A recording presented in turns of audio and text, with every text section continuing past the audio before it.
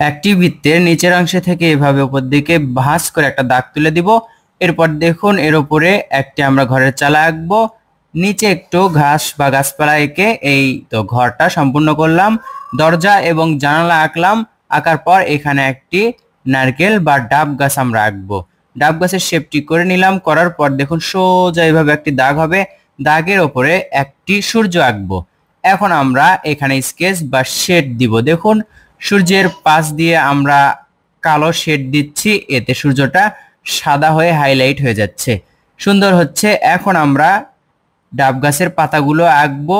দেখুন ডাব গাছের পাতা আঁকলে দেখতে আরো সুন্দর হচ্ছে। এখন ডাব গাছের ডালে এভাবে আঁকবো। ঘরের দরজা জানালা কালো করে দিব, চালার উপরে এভাবে ঘষাঘষি করব।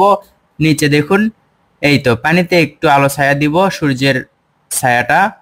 এখন এই অংশের নিচে গাঢ় করে ওপর দিকে হালকা করে তুলে দিব। দেখুন নিচের দিকে গাঢ় হচ্ছে, ওপর দিকে হালকা হচ্ছে। এভাবেই আঁকা হলো একটি বৃত্তের মধ্যে সুন্দর একটি দৃশ্য। কেমন লাগলো কমেন্ট করে জানাবেন, ভালো লাগলে লাইক করবেন।